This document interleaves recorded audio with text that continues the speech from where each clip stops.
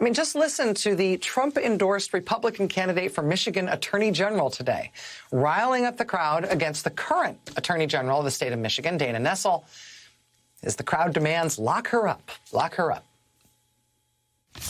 I've been threatened by Dana Nessel. She thinks people who support election integrity should be criminally prosecuted. I have been told, in fact demanded by our elected officials, to stop talking about this issue. I have been told to stop talking about America First values. I stood up and I fought to try to vindicate President Trump. Dana Nessel doesn't value your rights, but we need an army to fight. We need an army to fight. We need an army to fight. Dana Nessel doesn't value your rights. Lock her up. Lock her up. Joining us now is Michigan Attorney General Dana Nessel. Madam Attorney General, I imagine this has been a weird day for you at work and otherwise. Thank you for being here tonight. I really appreciate you making the time. Thanks for having me. So this is a Trump-endorsed candidate who wants to be the next Secretary of State of, wants to be the next Attorney General of Michigan, leading this rally and chants about you today, lock her up, saying they need an army against you. I just have to ask you, hearing that, knowing that happened today at the state capitol, I'd just like to get your response. Well, honestly, it's terrifying, and it's hard to believe that this is the democracy that we know and love in this country and how quickly it's deteriorating.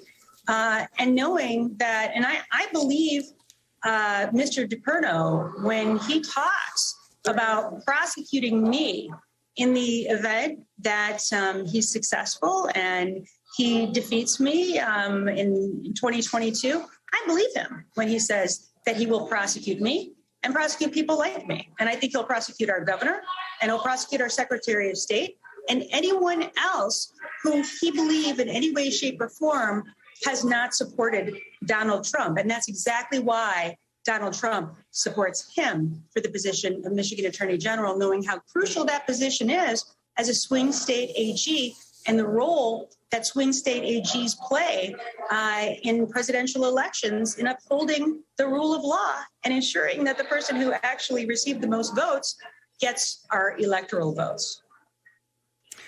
It feels like over and over again, Michigan has been sort of it's an unfortunate metaphor, but sort of the tip of the proverbial spear in terms of the invocation and threat of violence and the bleed over into right-wing politics and even into fairly mainstream Republican politics. I have to ask if with the kidnapping plot against Governor Whitmer, with the violent and threatening protests outside people's homes, with right-wingers bringing assault rifles into the state capitol last year, with the kind of thing that we saw today with the 3% militia flags and the threatening to lock you up and the threats of violence at this event today.